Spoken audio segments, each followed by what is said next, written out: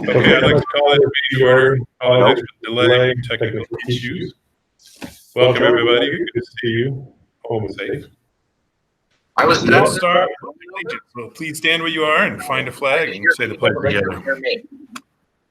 Pledge allegiance to the flag. I have no audio either right now. To the republic for which it stands, one nation, under God, indivisible, with liberty and justice for all.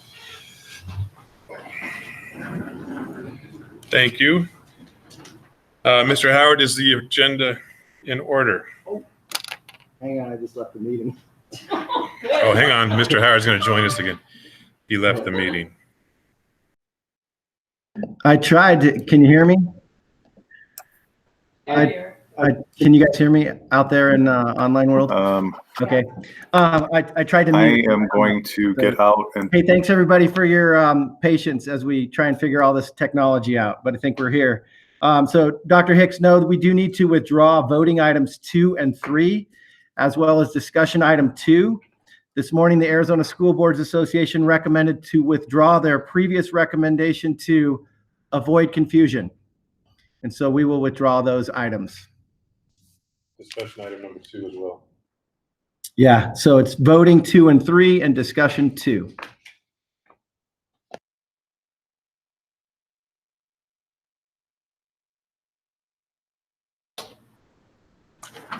So I'm looking for a motion to approve the agenda with those amendments made. Mr. President, I move that we approve the agenda as amended. I'll second. All in favor, say aye. Aye. Aye. Aye. Maybe raise your hands when you say aye. Aye.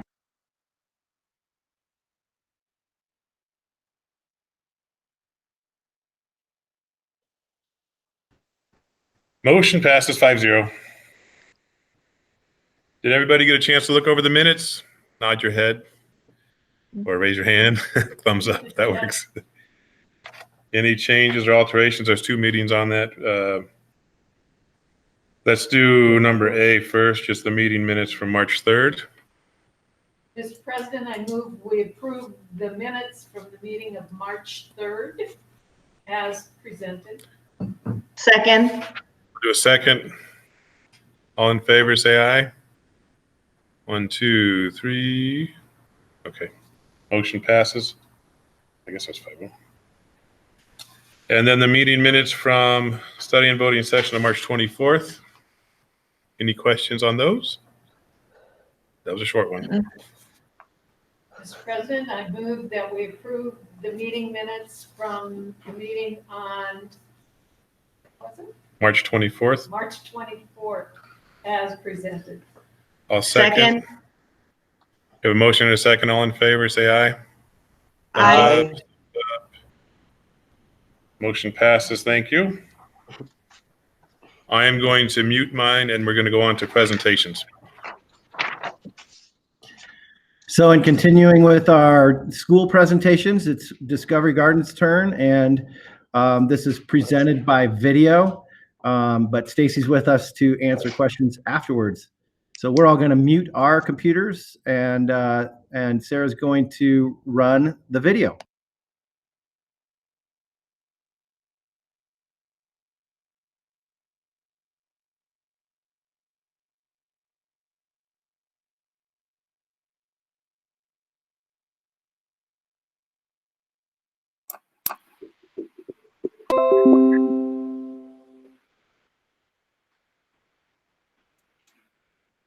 Hi, good evening. This is Stacy Williams, Director of Discovery Gardens.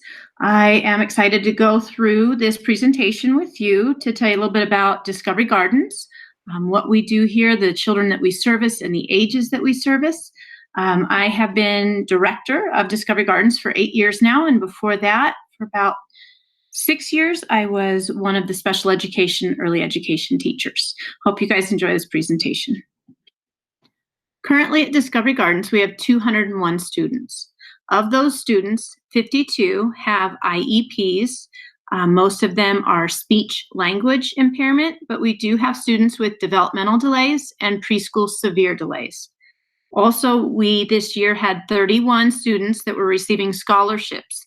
These families qualify at 200% above poverty. And if they have a student that's part-time, they pay $50 a month for a copay. If their child is full-time, they only pay $100 a month for the copay. 118 students are considered private paying families. They pay tuition upwards of $750 a month to be at Discovery Gardens. Also, by the end of this year, without the COVID-19, we'd planned on adding between 15 and 20 more students, some with special needs, some typical peers that were needing placement, but we, of course, weren't able to do that. These numbers do help us to create an inclusive preschool program that supports all learning in every student, which matches our every child every day. This year, Discovery Gardens Trilateral focused on the area of social and emotional. Discovery Gardens truly believes if a child is ready socially and emotionally, that all other learning will come. The way that we were going to focus on social emotional was through a beginning of the year test. It's called the ASQ Social Emotional, where each family and teacher were able to get a snapshot of how children were doing in the area of social and emotional, looking at how they were communicating with each other, their families, and then how they felt about their family, their environment, school, and themselves. Each teacher was asked to send this home and get feedback from the families, which we did get 92% of our families to send it back. The end year goal was to then reassess using the same questions, looking at these children and figuring out if they had decreased in risk factors.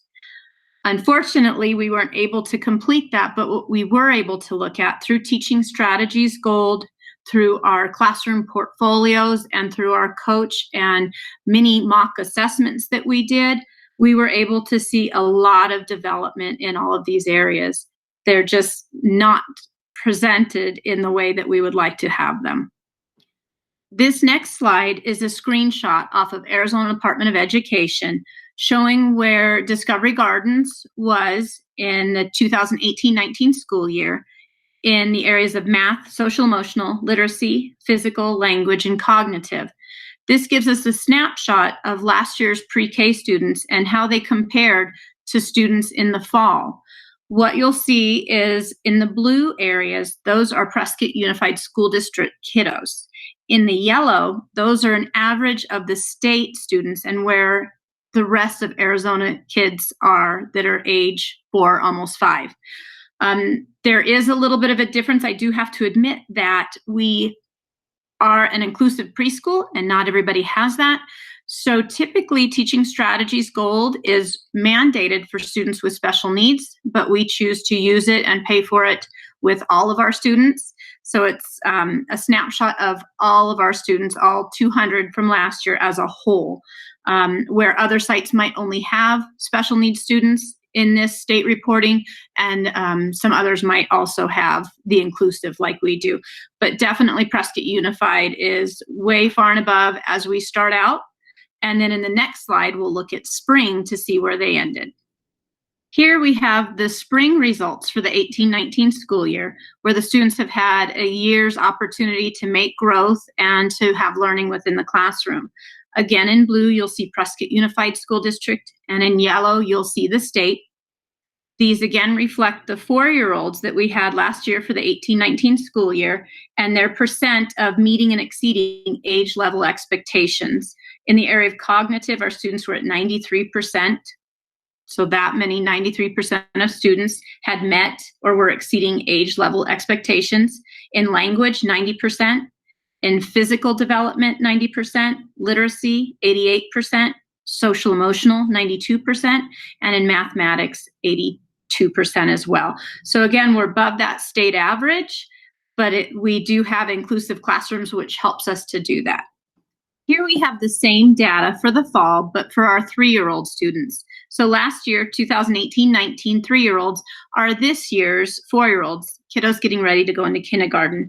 As you can see with this group coming in, we had quite a few that were already well above that 50th percentile for meeting and exceeding state expectations. Again, you'll see Prescott Unified in blue, and you'll see the state in yellow. This slide shows those 3-year-olds at the end of the 2018-19 year for spring. Again, we have all of our students at least the 90th percentile, if not above, meeting or exceeding age level expectations in the area of cognitive, literacy, physical, language, social, emotional, and mathematics. And again, you see the blue represents Prescott Unified, and the yellow is the average of Arizona State.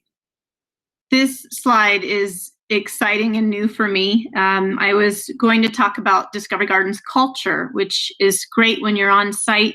The culture of learning is always there, family involvement, and the students are top priority. Where we have come to today, our students are still top priority, but they're in a different environment. So the culture that we're seeing has changed, and I'm excited to say we're seeing really great things from it. On this slide, you'll see what we call our springboard, and the springboard is different ideas from all the different teachers of things that children can do within their home with their parents that are academic. I'm going to give you a couple examples so you can see what I'm talking about, but it's just saying work together to complete a puzzle so that the parent knows that just sitting there working on those fine motor skills, talking to their child, that's a great learning experience. Another fun idea is paper plate masks, cut out for eyes, mouth, decorate with markers, stickers, papers, etc. All these things are items that are within the household that the parents can do with their students. That's on the left, and that again is called our spring choice board. On the right, this is for our students with IEPs and special needs. Each of the case managers, the occupational therapists, physical therapists, speech pathologists have all put in special items for the students to do so that we can make sure that those goals are still being met within the school. I put my name in these, but some of them were just let Stacy count how many pillows are on your pillow tower if you make one. Miss Shea, our speech pathologist, says, press your lips together for 10 seconds, 3 times in a row. This will help to make your mouth strong for the sound. Do once a day.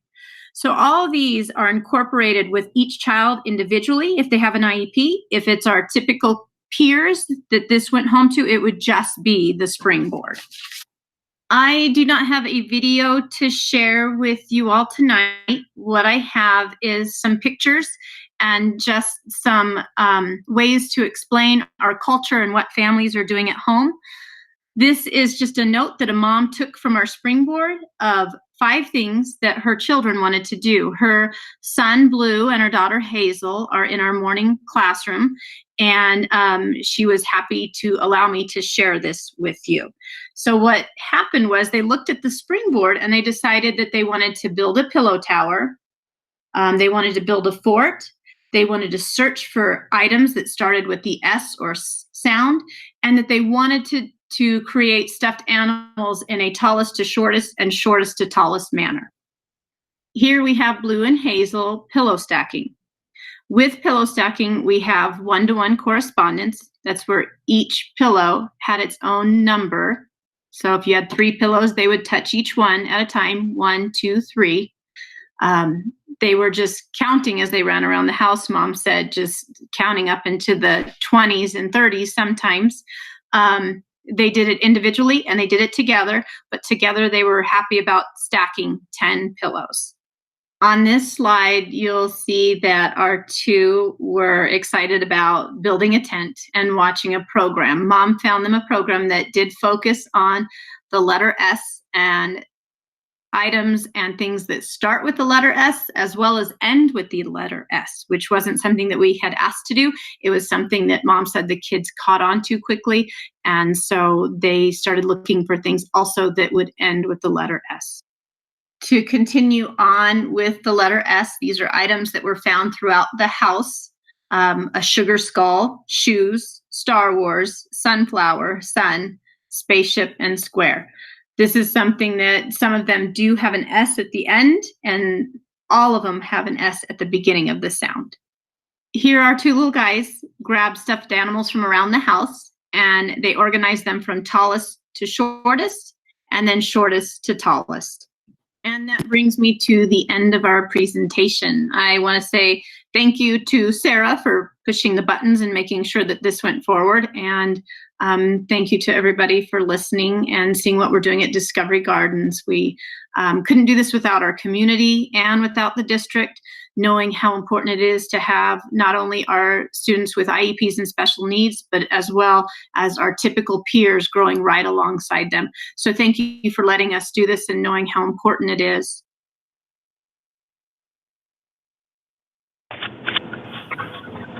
Thank you, Stacy.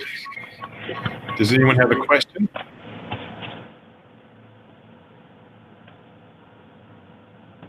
That was amazing. Any questions at all for Stacy? Good job with that too, Stacy. I don't have Thank any you. questions, Stacy, but I loved your springboard and how you laid that out and how you're giving the kids options and choices so that they can feel like they have some control, which is maybe less than usual at this point. So thanks so much. You're welcome, and that's something that's within the home that the parents don't have to go out and purchase or buy. These things are easy to do. Anyone else? John, did you have a question?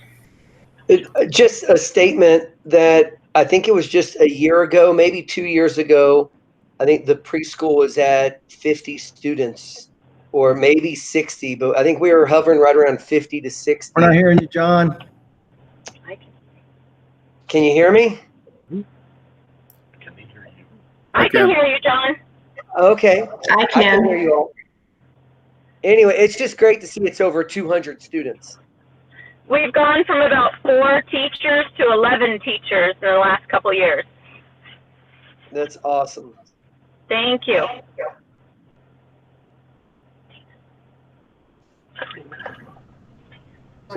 Marty.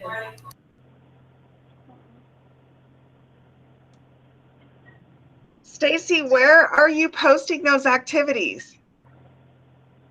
So the families are getting them through emails through the teachers. Instead of doing the bright arrow, we wanted each teacher to send them out to their families individually through email. And then they're also on Facebook.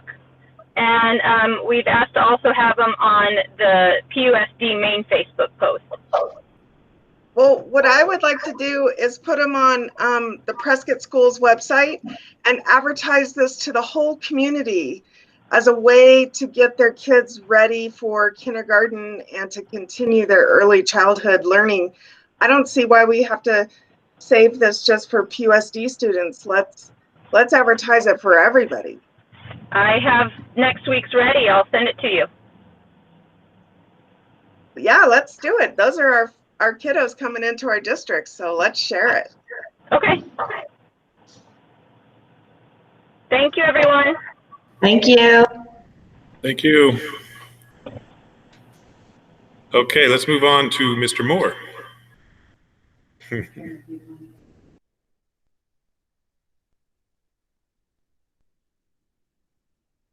He's muted. Here he comes. I talk in the actual PowerPoint. I was technologically savvy.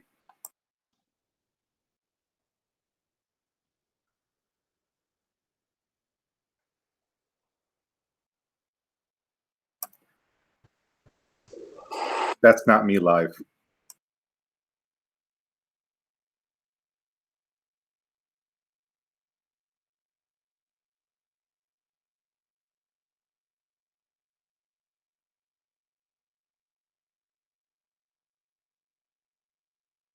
You see what I'm doing?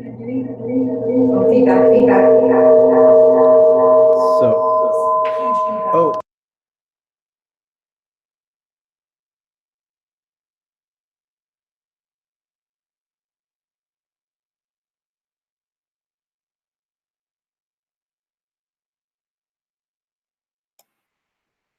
There's no sound.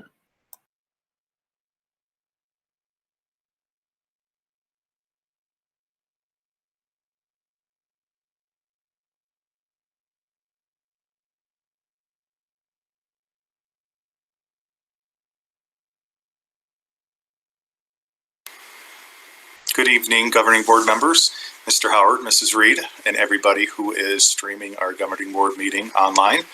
Welcome to my living room. I'm going to be doing a presentation on the upcoming possible expenditures that we are proposing for our last bond monies.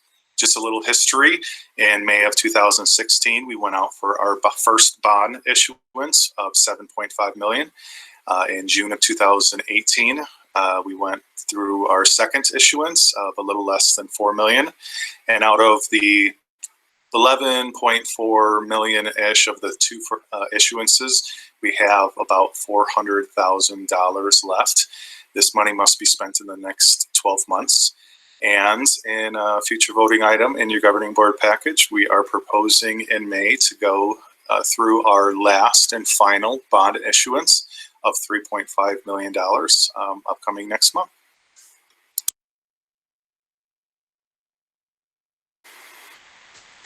Even before we went to the voters for the $15 million bond vote, we had a committee, a team with the acronym of BOSK, get together and brainstorm the most essential areas that were needed within the district to spend bond monies on.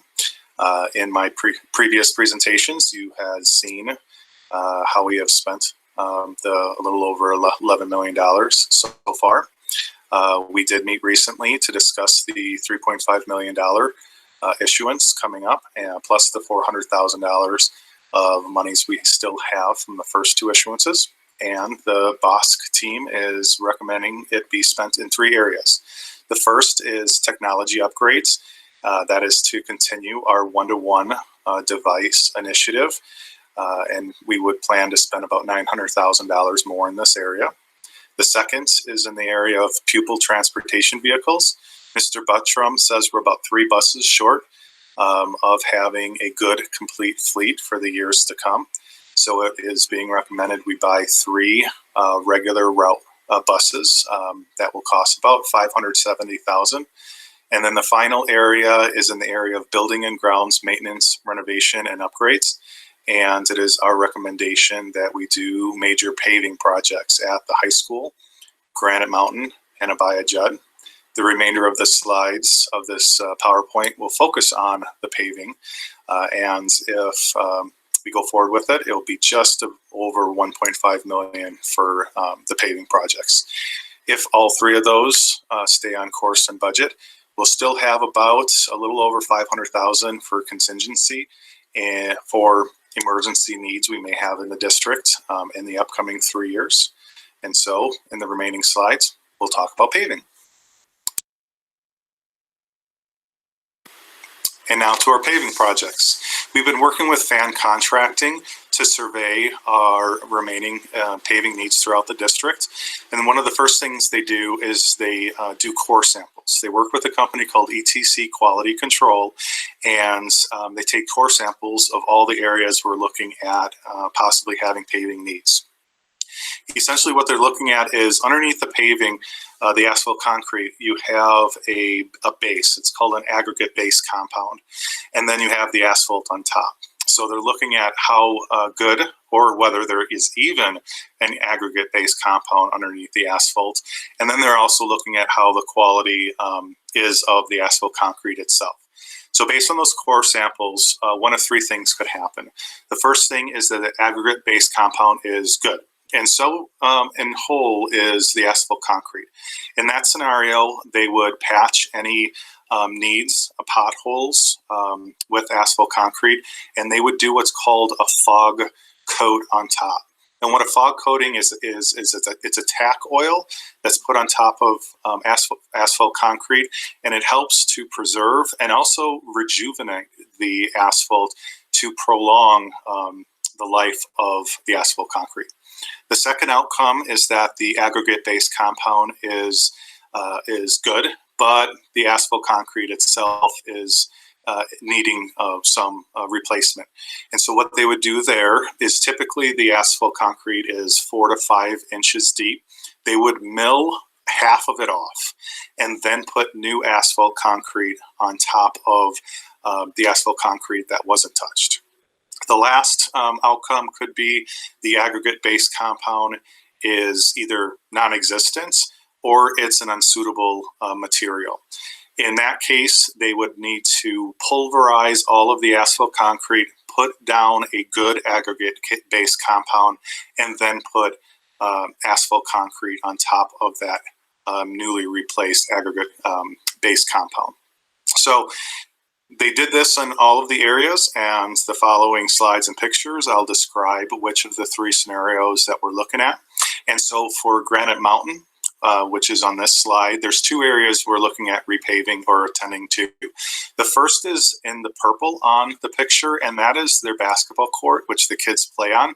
And it's also something a lot of people walk over.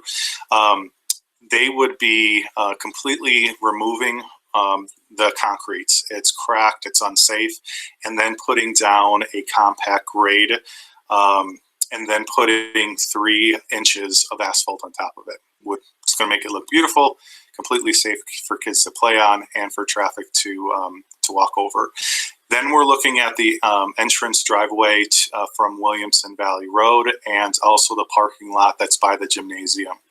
Based on the amount of traffic and the what was surveyed, that is only needing to have the asphalt concrete patched, any potholes filled in with asphalt, and then the fog coating that I mentioned to preserve and rejuvenate the asphalt that's there. And so with granite, the total estimate with contingency is just over $96,000. And we'll go on to the next slide, which is the next project, Abaya Judd.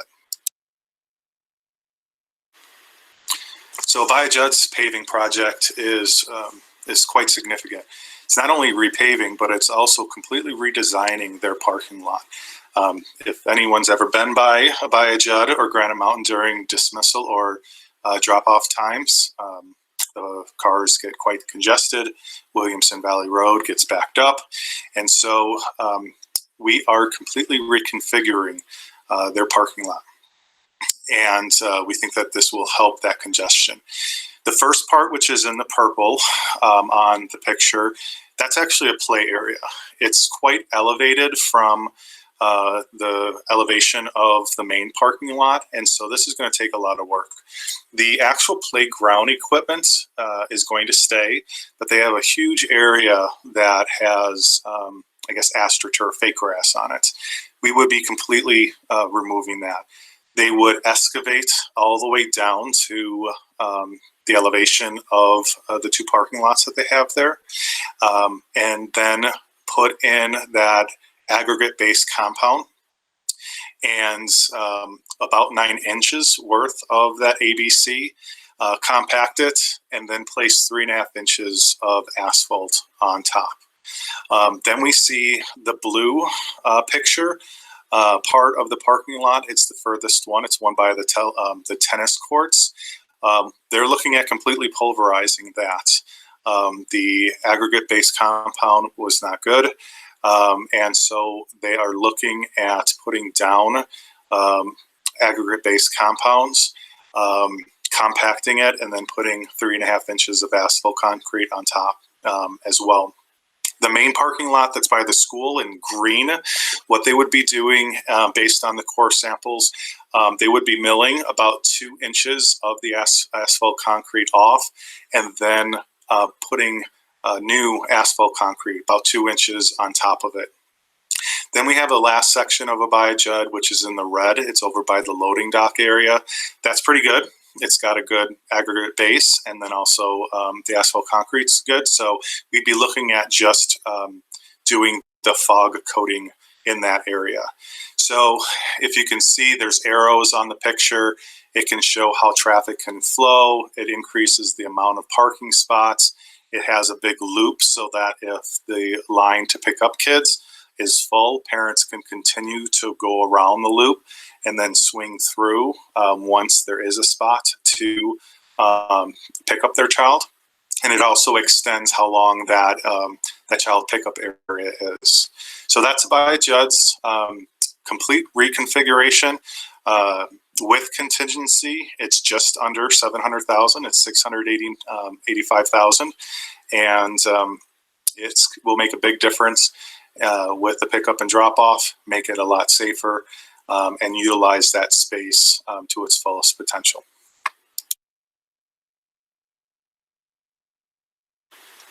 And now on to the high school. So the picture that you have is the main areas around Ruth Street Theater. And so they do have about 400 square yards. It's indicated by the red arrows that are pointing more towards the baseball fields. And that really is just repairing and the slope. It kind of slopes into the parking lot. And so they're going to replace that, do asphalt repair, and then fog coat the edges of that back parking lot. The bluish or purple part of the picture, that, unfortunately, the core samples indicated there really isn't an aggregate-based compound down there. Actually, it's just the clay. So they're going to have to pulverize that whole area, replace the aggregate-based compounds, and then do paving of asphalt concrete of 3.5 inches on top.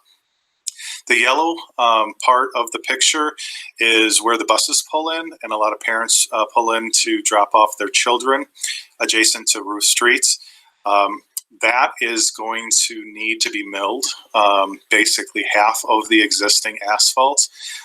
The aggregate-based compound was good, so they're going to mill off 2 inches and then do any patching to the remaining asphalt that is as needed, and then put 2 inches of asphalt concrete, new asphalt concrete on top. The red is in front of Ruth Street Theater, and then also by the entrance of the gymnasium and the sidewalk leading into the school. That whole area was pretty good.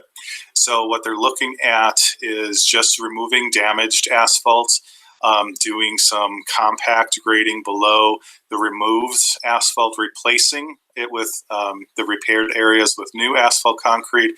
And then once everything that is repaired, they'll do the fog coating to preserve and rejuvenate the asphalt concrete that is there. The next slide will finish up Prescott High School. And now for the final slide in this PowerPoint presentation, which is the second part of Prescott High School's paving project. In the picture, you'll see a red area. That's just an extension of the red area in the previous slide. Once again, the aggregate-based compound is good. Overall, the asphalt concrete is good. It just needs some repair and attending to. There are potholes that had been filled in. They would attend to all weak areas, and once all repaired, they'll do that fog coat to help preserve and rejuvenate the existing asphalt concrete. The green in the picture is Prescott High School's major parking area. In this case, when they did the core samples, the asphalt concrete was 4 to 5 inches thick. The aggregate base was good, and so they just have to mill about 2.5 inches off of the existing asphalt concrete, and then put about 2.5 inches of new asphalt concrete over the non-milled asphalt concrete. Make that parking lot look spectacular. The black area on the picture is actually unattended.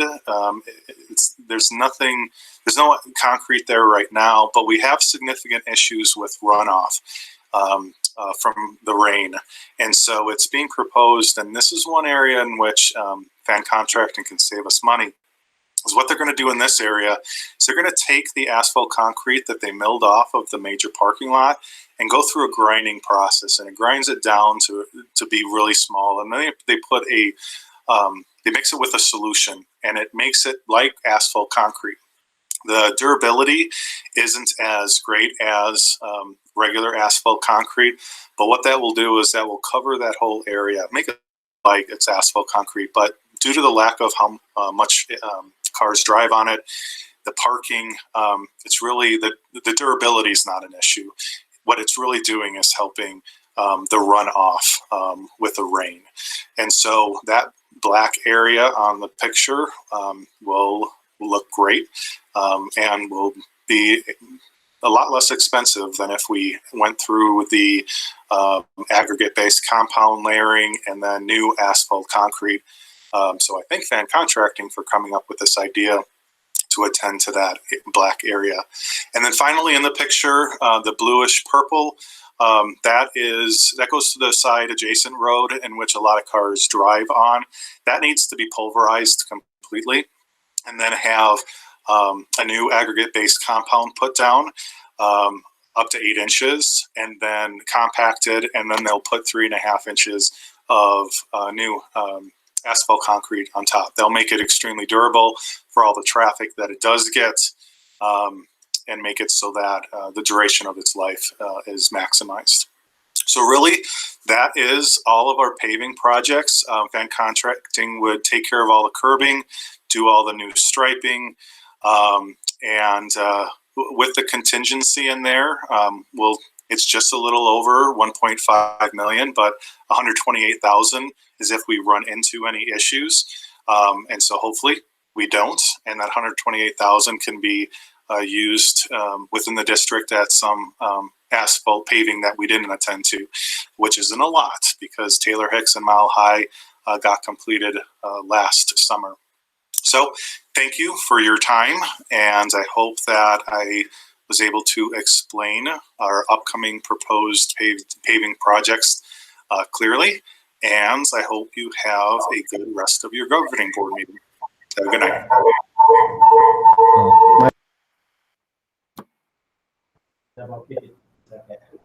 Okay. Okay, Brian Moore. Thank you. Thumbs up, Brian Moore. Wow. Video, I think maybe do the asphalt work for us, Brian. I'm a numbers guy, and I think, you know, during that presentation, I said and like 189 times. Our voting item number 1. I mean, that's really the background behind that. We'll get to that in just a couple minutes here. But Dr. Hicks had to step out. He offers his apologies. He had to go take care of his small business.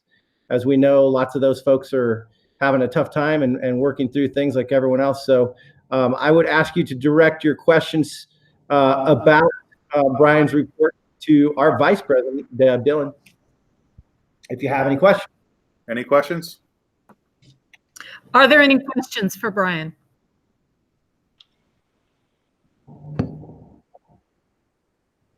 Brian, what's the time frame we're looking at? Will we be able to complete all that this summer? No, we're looking at, if we do have the vote to, can you guys hear me? Oh, hold on. Here we go. Okay. If the governing board opts to vote to proceed with our third issuance, these paving projects would start this summer, but it would have a plan to do them throughout at least this summer and the next one. And so it's going to be ongoing and quite a commitment with Van Contracting, but it would not get done this summer. Thank you. Anybody else?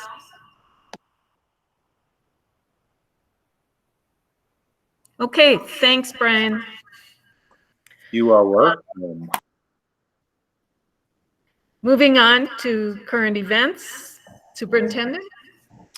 Well, it's nice to see all your faces. It's not quite the same as being in the same room together, but it's good to see your smiles. Hey, just acknowledging that life's a little different for everyone right now as we're going through this new thing, but things are going very well with PUSD's distance learning. And we're really honored to play a part and an important role during this time. And we're really shifting. And one thing we're shifting is our motto to every child, every day, everywhere. Meaning that we will continue our high levels of teaching and learning by meeting our students and families where they're at, whether that's in their living rooms or their kitchens or wherever that is in their homes.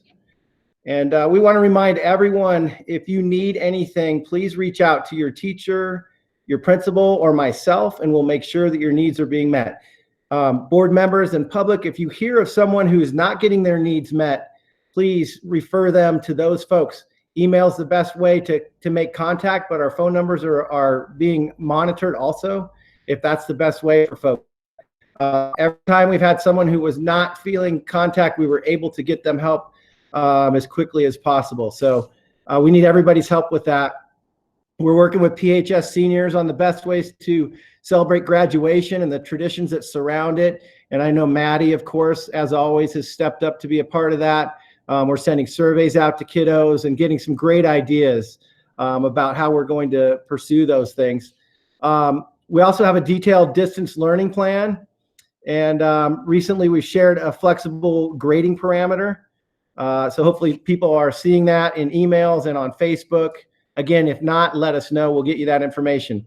we're feeding around 1,000 kids a day, and we've handed out over 300 Chromebooks. And really, we're hitting our stride with classroom Zoom meetings, Google Classroom instruction, and much more. So if you haven't heard it from me now, it's our hope to be a bright spot in this tough time in our country and in our community. And, to be honest with you, that's not hard because of our leaders, our principals, and our teachers are naturals at this. This is our culture in PUSD.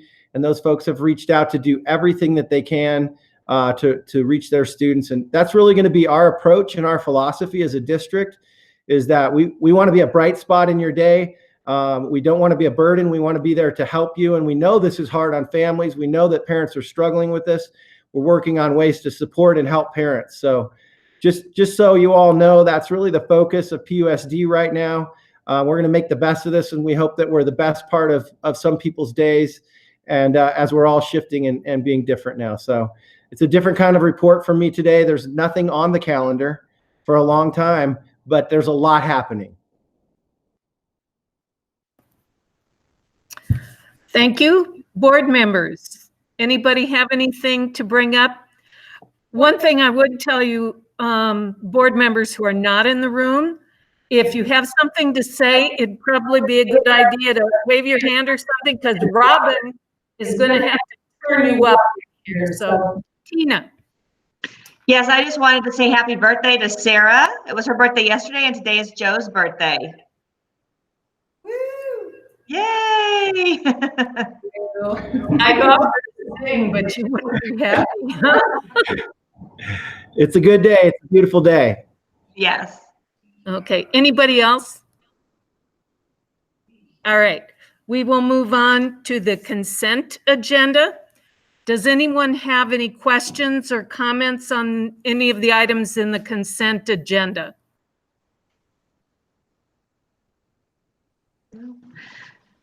Madam Vice President, I move that we accept the consent agenda as presented. I'll second. Okay.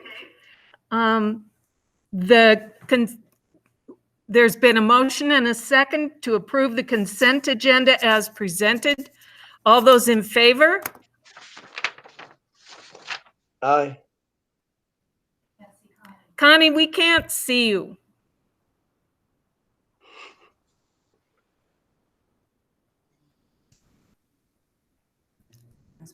Can you do a thumbs up or something up above your head, because that's what we can see.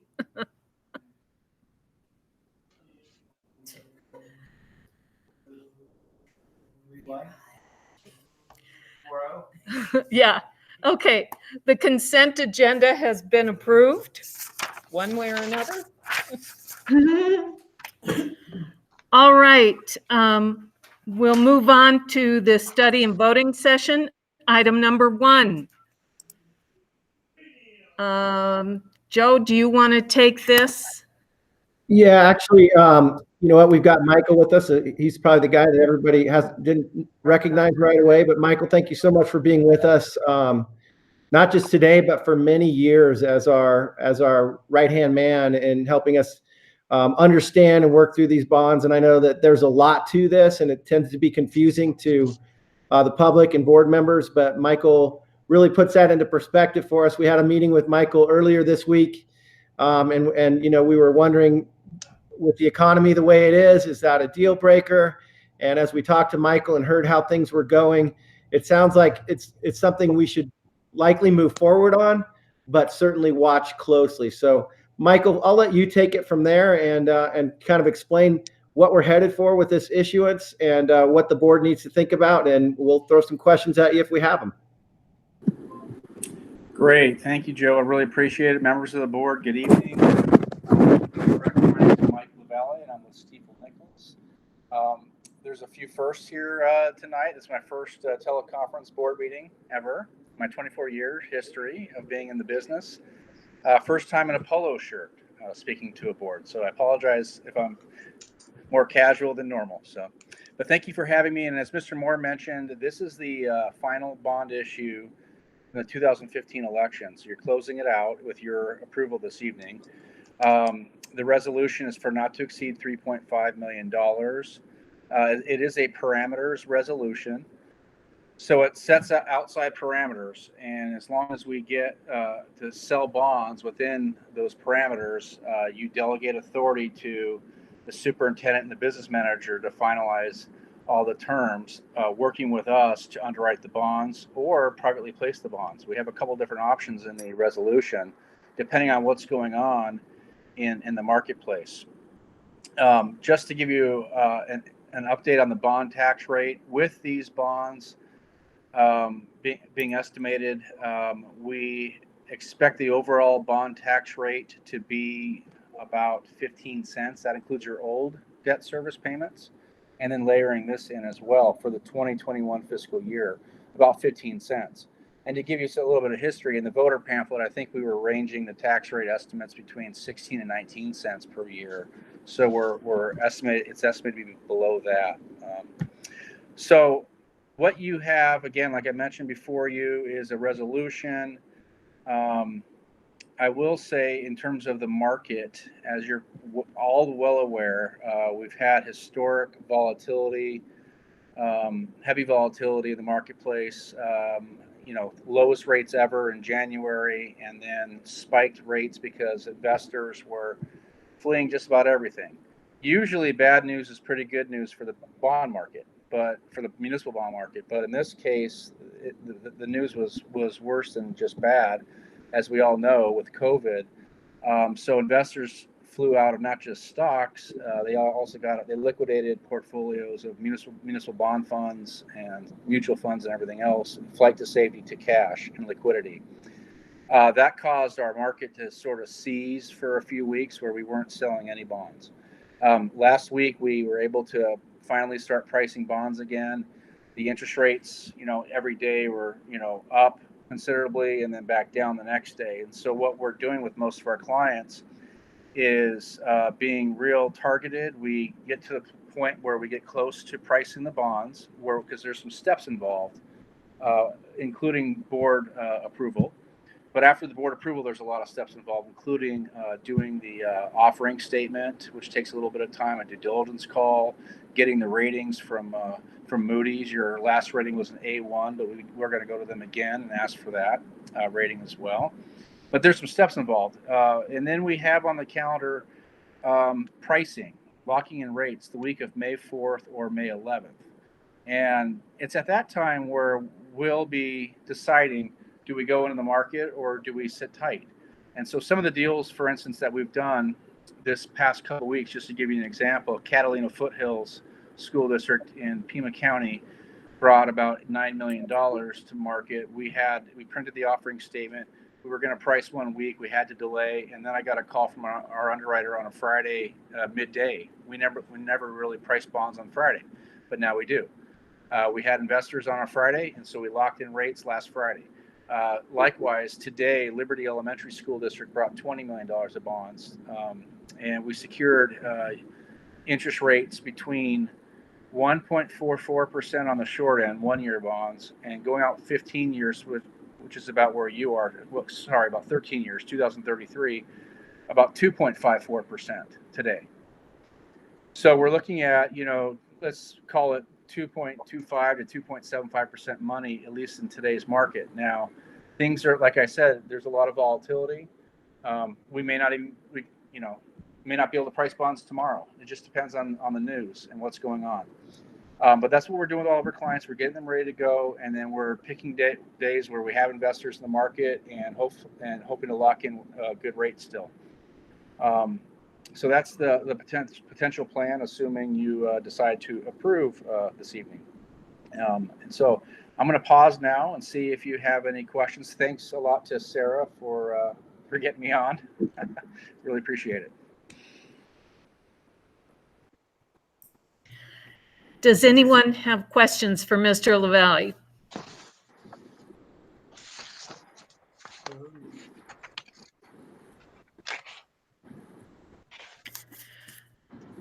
I noticed the section in the materials on the potential impact of the coronavirus, and you indicated that we should continue to watch it and consider what are our options through the next 8-10 months as far as what to do with that bond if we approve it tonight.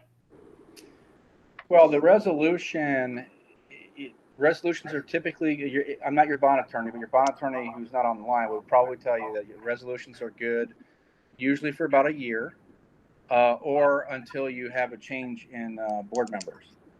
Okay, so with your permission this evening, if there was a situation where we got to the point, in May to price bonds and the market was just not very good at all, we could go what we call day to day or week to week, and wait patiently for the bond market to return to a place where you're ready to lock in rates. But it could be delayed, or we could decide to postpone until later. But that's a decision of staff at that point. Yeah, Okay. and that's what Mr. Howard and I, and Michael talked about it. It really is just the step to give us the option to pull the trigger if we see the market is primed to have a good outcome for our bond issuance. And so if the vote is to approve of this, that gives us the option to go forward and see what the market's doing. Wait if we need to. If we wait, some of the paving projects that I talked about earlier would have to be postponed, but we wouldn't go forward without being smart about it. But we can't do anything unless the vote tonight happens. So it really is something that gives us options to go to the market or not.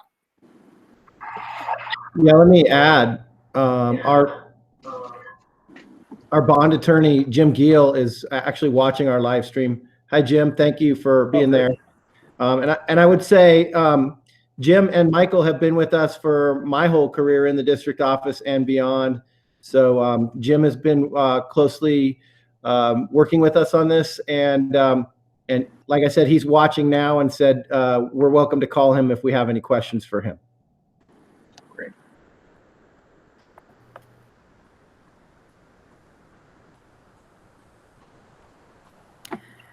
Do board members have any other questions?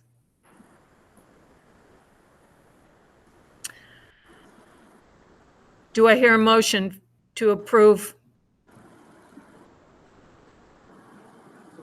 Madam Vice President, Yes. I move that we consider and if deemed advisable, adopt a resolution authorizing the issuance of sale of school improvement bonds of the district and adopting certain post-issuance continuing disclosure procedures as presented. I'll second. All right, we have a motion and a second to adopt a resolution authorizing the issuance and sale of school improvement bonds of the district and adopting certain post-issuance continuing disclosure procedures as presented. All those in favor? Aye. Connie, can you speak up because we can't see you?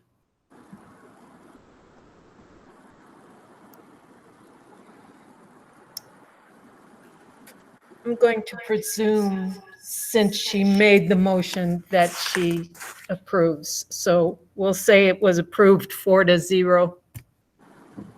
That was me that made it, I think. Okay, we are skipping items 2 and 3 and moving into Mr. Moore's budget report. As presented. As presented. Thank you. And the last item we were skipping, number 2 in that section, and we move on to the section on future agenda items. Are there any agenda items anyone wishes to add for future meetings? I do. Okay. I think we Tina? need to probably start talking about whether or not we want to do a bond and override, or override, I should say. Have we talked much about that? Yeah, that comes in June. Okay. We had talked about doing that earlier, but gained advice that June is the typical time. That's the time that we did the 2015. Right. So I know there's a Okay. community committee out there that may have some recommendations for us. They're putting their work has been paused like all of ours too. So, Right. but yeah, Tina, we need to keep an eye on that, especially during these questionable times. Okay. That's it for me. Any other items to consider? Hearing none, the meeting is adjourned. Thank you. Good night, everyone. Thanks, everybody. Thank you for being here in one way or Thank you. another. Thank you, We pulled it Sarah. off. Next time, maybe it'll be even easier. Have a good Happy night. birthday, Joe. Happy birthday, Sarah.